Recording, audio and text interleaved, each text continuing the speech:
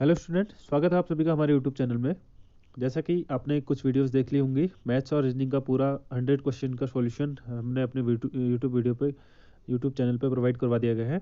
तो आपने जिन्होंने नहीं देखा है, वहाँ से मैथ्स और रीजनिंग के पूरे 100 क्वेश्चनों का आंसर आप लोग मैच कर सकते हैं, उसके बाद अपना स्कोर बता सकते हैं। अब इस वीडियो में हम बात करेंगे टीचिंग एप्टीट्यूड के 50 क्वेश्चनों को लेके। देखिए, मैं आपको पहले ही क्लियर कर दूं कि टीचिंग एप्टीट्यूड एक ऐसा सब्जेक्ट या टॉपिक है जिसके आप पर्टिकुलर एग्जैक्ट आंसर की अपेक्षा नहीं कर सकते हैं, क्योंकि क्या होता है कभी कभार आपका पॉइंट ऑफ व्यू देखने का क्या है और एग्जामिनर का क्या है, इसमें डिफरेंस हो सकता है और उस वजह से कॉन्फ्लिक्ट क्रिएट हो जाते हैं। तो सबसे ज़्यादा जो क्वेश्चन पे डाउट क्लियर होते हैं, डाउट उठते हैं, या फिर सबसे ज़्यादा क्वेश्चनों पे जो ऑब्जेक्शन उठाया जाता है वो टीचिंग एप्टीट्यूड के ही बेस पे होता है, टीचिंग एप्टीट्यूड के ही सेक्शन पे उठाया जाता है। इसलिए मैं कोशिश करी है इस वीडियो में अधिकतर क्वेश्चन के आंसर दे पाऊँ, लेकिन हो सकता है कि क्वेश्चन के आंसर लास्ट से मिलते जुलते थोड़े बहुत फ्लक्चुएट होंगे, एक आध दो क्वेश्चनों का होगा, ज़्यादातर नहीं होगा, लेकिन कुछ क्वेश्चनों में हो सकता है ये चीज़। ठीक है, तो स्टार्ट करते हैं पहले क्वेश्चन से। दृश्य श्रव्य दृश्य सामग्री को कहा जाता है। ठीक है, इसका जो राइट आंसर है ऑप्शन डी, उपरोक्त सभी। ठीक है, हार्डवेयर, सॉफ्टवेयर, सॉफ्ट स्किल तीनों चीज़ें आती है इसमें, तो उपरोक्त सभी इसका राइट आंसर हो जाएगा। अगला क्वेश्चन है, श्यामपट्ट को शिक्षक का दाहिना हाथ कहा जाता है क्योंकि? इसके पीछे का रीजन क्या है? यह छात्रों की रुचि जागृत करता है, इस पर प्रदर्शित किए गए लेखन और चित्रांकन को त्वरित रूप से परिवर्तित और पुनर्व्यवस्थित किया जा सकता है, यह शिक्षकों और छात्रों की वर्तनी का अशुद्धियाँ कम करने में मदद करता है।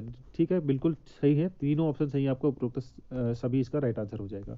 आगे देखिए, शिक्षा की वह प्रणाली जो बच्चों को इष्टतम विकास करने के समान अवसर प्रदान करती है या आहन करती है, वो कहलाती है। अब देखिए, इसका जो आंसर है वो बी भी हो सकता है और सी भी हो सकता है, क्योंकि अगर हम एजुकेशन की बात करें तो इंक्लूसिव एजुकेशन जो समावेशी शिक्षा कहते हैं, उसमें ऐसा होता है कि सभी बच्चों को एक साथ एजुकेशन प्रोवाइड की जाती है, जो एक साथ आगे बढ़ाया जाता है। ठीक है, लेकिन अगर हम पॉलिसी के तहत देखें, अनिवार्य शिक्षा प्रणाली है जो हमारी, निःशुल्क शिक्षा का जो 6 से 14 वर्ष तक की निःशुल्क, वो भी सभी बच्चों को सीखने के लिए समान अवसर प्रदान करती है। तो ऐसे क्वेश्चन में कॉन्फ्लिक्ट आता है। अब आयोग इसका आंसर क्या देता है वो देखने वाली बात होगी।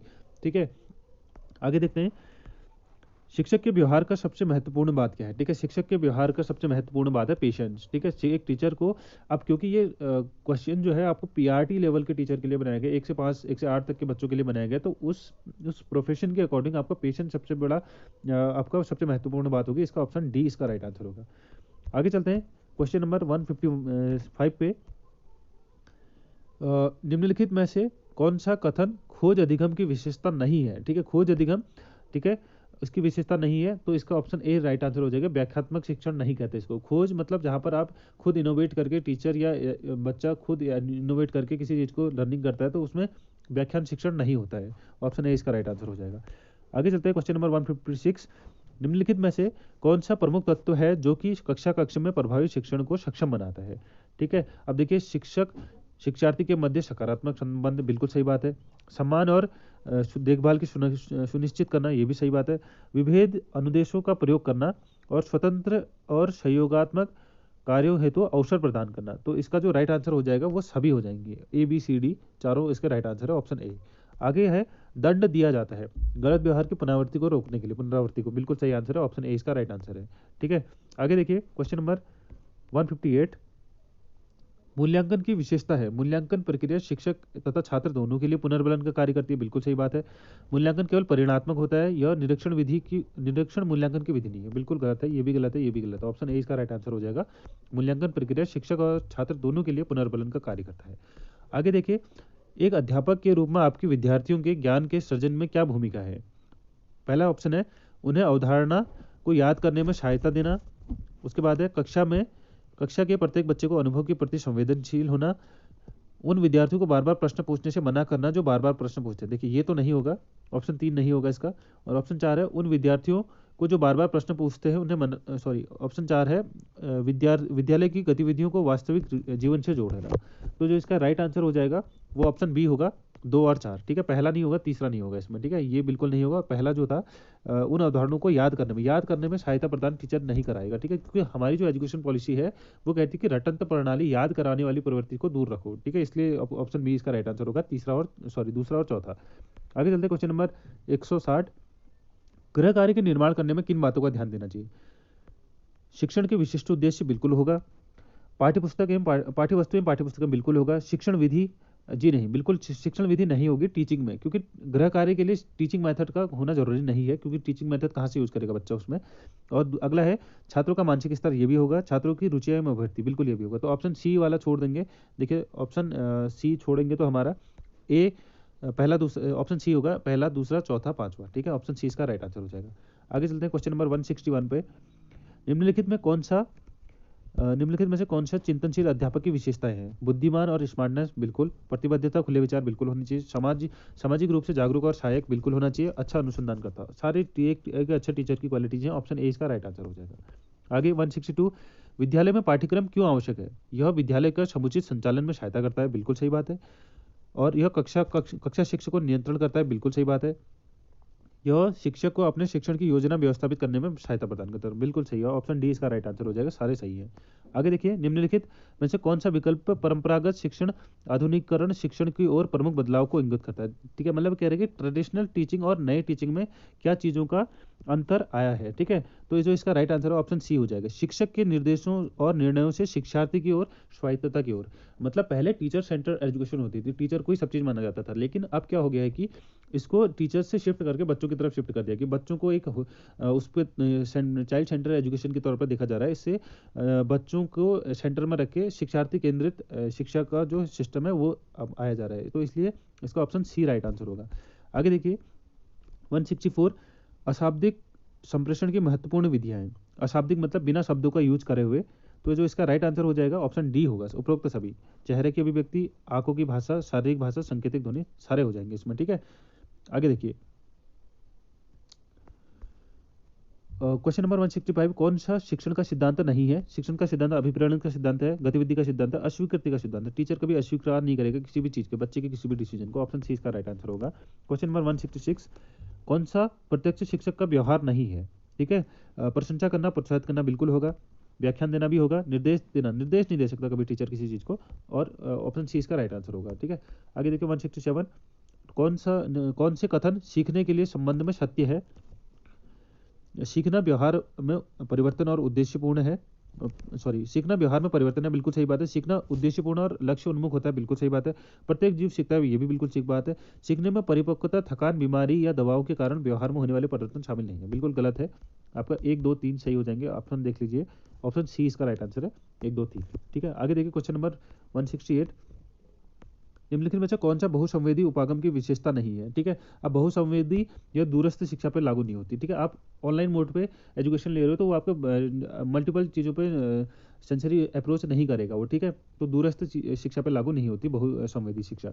अगला है क्वेश्चन नंबर 169, परंपरागत उपागम शिक्षण सहायक सामग्री को निम्न प्रकार से वर्गीकृत करता है, ठीक है। और जो परंपरागत शिक्षण सामग्री है वो इस तरीके से डिवाइड करती है। ऑप्शन सी इसका राइट आंसर हो जाएगा। आगे चलते हैं क्वेश्चन 170, सीखने सिखाने की प्रक्रिया के प्रारंभ में किसी व्यक्ति को कमजोर अथवा मजबूत पक्ष से जानने के लिए किस प्रकार का मूल्यांकन किया जाता है? ठीक है, कमजोर अथवा मजबूत पक्ष से टीचिंग से पहले, तो टीचिंग से पहले डायग्नोसिस नहीं करेंगे क्योंकि कोई प्रॉब्लम होगी, उसके लिए नैदानिक मूल्यांकन किया जाता है। समेटिव तब किया जाता है जब बच्चे के नंबर्स जो है कैलकुलेट करके उसका फाइनल डिसीजन निकालना होता है।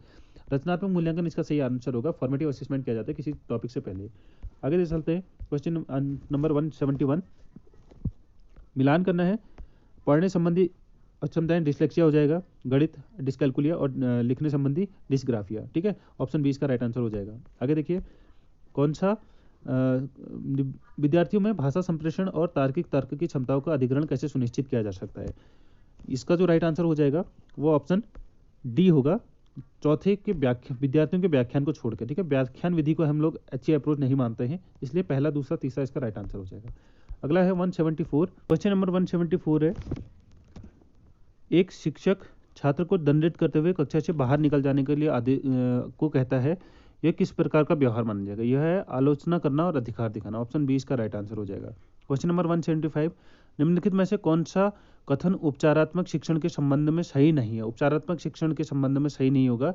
उपचारात्मक शिक्षण जो होता है आपका, यह सामूहिक होता है, ठीक है। ये सही नहीं है, क्योंकि उपचारात्मक शिक्षण का मतलब होता है कि जहाँ पर बच्चे को कोई प्रॉब्लम है किसी चीज़ के लिए, उसको उपचारात्मक शिक्षण के, जैसे उसको भाषा से संबंधित दिक्कत है, तो यह सामूहिक नहीं होता, ये बच्चे का इंडिविजुअल अलग अलग हो सकता है उपचारात्मक शिक्षण, ठीक है।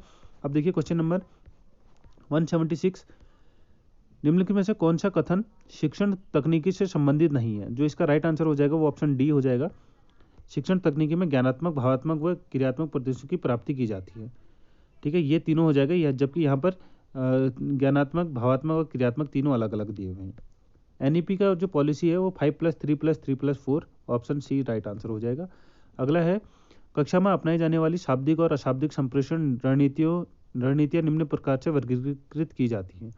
तो जो इसका राइट आंसर हो जाएगा 1, 2, 3, 4 चारों अलग अलग हो जाएंगे। ठीक है, आगे देखिए क्वेश्चन नंबर 179, समावेशित कक्षा में किस प्रकार की शिक्षण अधिगम सामग्री सीखने में सहायक होती है? ठीक है, तो इसमें समावेशी शिक्षा में बहुसंवेदी सामग्री का यूज किया जाता है। हर बच्चे को उसकी आवश्यकता के अनुसार अलग अलग जो मटेरियल है वो दिए जाते हैं। आगे देखिए 180, शिक्षकों को शिक्षार्थियों को देखना चाहिए। कैसे देखना चाहिए? ज्ञान के ग्रहणकर्ता के रूप में, रटने वाले शिक्षार्थियों के रूप में, सीखने के लिए सक्रिय भागीदार, ऑप्शन सी राइट आंसर हो जाएगा, सीखने के सक्रिय भागीदार। ठीक है, अगला देखिए पाठ्यचर्या क्या है? पाठ्यचर्या है आपका, इसमें तात्पर्य समग्र लक्ष्यों, योजनाओं और अभ्यास से है जो विद्यार्थियों के अनुभव को आकार देते हैं, ऑप्शन ए इसका राइट आंसर हो जाएगा। आगे देखिए 182, शिक्षण अधिगम रणनीति की आवश्यकता है। शिक्षण अधिगम रणनीति की आवश्यकता है विद्यार्थियों की विविध आवश्यकताओं के अनुसार योजना बनाने के लिए, विद्यार्थियों को केवल संवेगात्मक आवश्यकताओं के अनुसार योजना बनाने के लिए। देखिए केवल वर्ड जहाँ पर है वहाँ पर यूज नहीं आएगा, तो इसका ऑप्शन ए राइट आंसर हो जाएगा। ठीक है, 183, प्रतिभा कक्षा 5 की विद्यार्थी है और तो पढ़ सकते हैं आप इसका क्वेश्चन, काफ़ी लंबा लेंदी क्वेश्चन आया है। तो जो इसका राइट आंसर है 183 का डी होगा। इसे लिखकर प्रश्न पढ़ने के लिए प्रेरित करना चाहिए। क्वेश्चन नंबर 184 है, इसका है, रियाता अपनी कक्षा में जीके के प्रश्नों का परीक्षण करना चाहती थी, कम समय में एमसीक्यू लेंगे आपका, ऑप्शन ए इसका राइट आंसर हो जाएगा।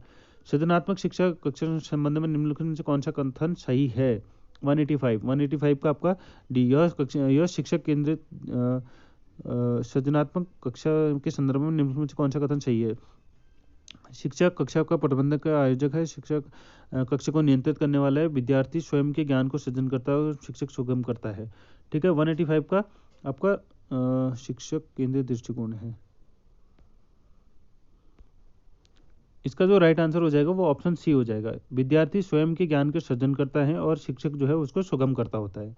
ठीक है, अगला देखिए 186, दिनेश कक्षा 6 का विद्यार्थी है। इसका जो राइट आंसर हो जाएगा वो ऑप्शन सी हो जाएगा, सीखने के लिए आकलन। आगे देखिए शिक्षा के 3 स्तर कौन से होते हैं? स्मृति, बोध, चिंतन, ऑप्शन बी इसका राइट आंसर हो जाएगा। आगे देखिए निम्नलिखित में से कौन सा शिक्षा का व्यापक लक्ष्य नहीं है? शिक्षा का व्यापक लक्ष्य है टीएलएम निर्माण करना, ये शिक्षा का व्यापक लक्ष्य नहीं है। ठीक है, ये टीचिंग में ऐड होता है लेकिन शिक्षा को कोई व्यापक लक्ष्य नहीं होता है।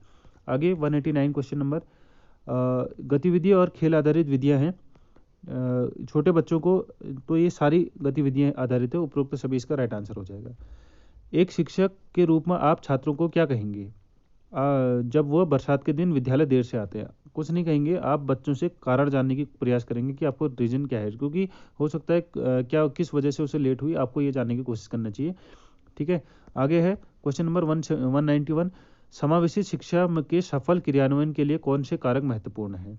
शिक्षकों की तैयारी, आधारभूत संरचना, संसाधनों की उपलब्धता, कठोर आकलन प्रणाली। कठोर आकलन नहीं होगा, बाकी 1, 2, 3 दोनों होंगे, ऑप्शन बी इसका राइट आंसर है। क्वेश्चन नंबर 192, मानव आवश्यकताओं का सही क्रम क्या है? ठीक है, ये मैस्लो का सिद्धांत है, आना तो नहीं चाहिए था लेकिन इन्होंने डाल दिया, आप क्या कर सकते हैं इसमें। ठीक है, बहुत ये आपका जब सीटेट या यूटेट के लेवल का क्वेश्चन है।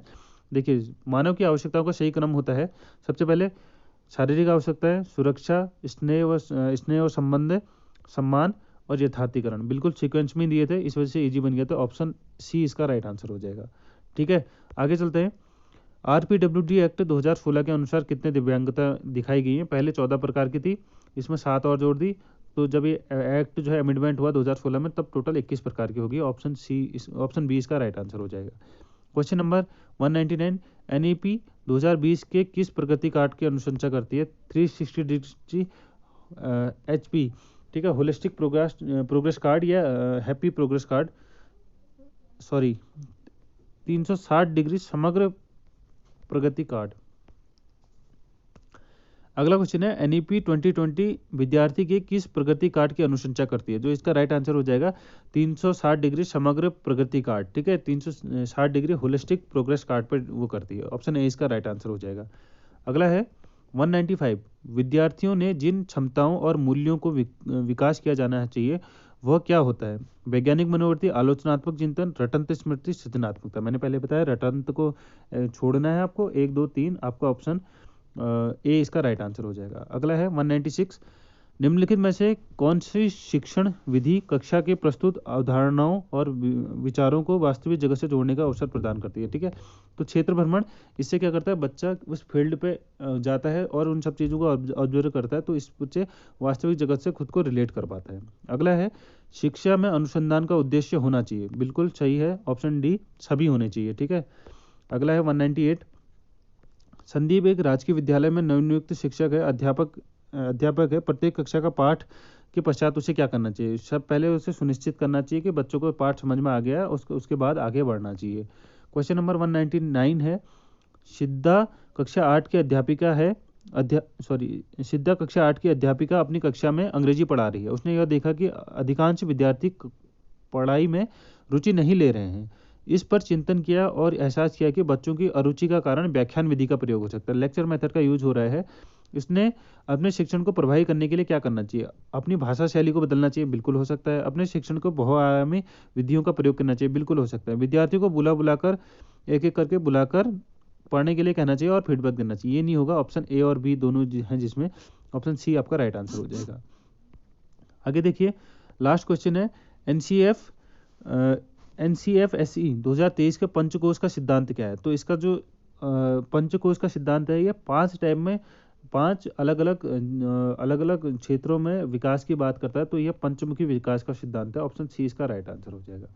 देखिए, ये थे टीचिंग एप्टीट्यूड के 50 क्वेश्चन। अब मैंने आपको पहले ही बता दिया कि इसके जो लॉजिकल रीजन नहीं होता किसी भी चीज़ का, क्योंकि ये थ्योरी बेस्ड क्वेश्चन रहते हैं, किसी भी फैक्ट बेस पे आधारित नहीं होते हैं। तो थोड़े बहुत आंसर हो सकते हैं, ऊपर नीचे मैनिपुलेट हो सकते हैं।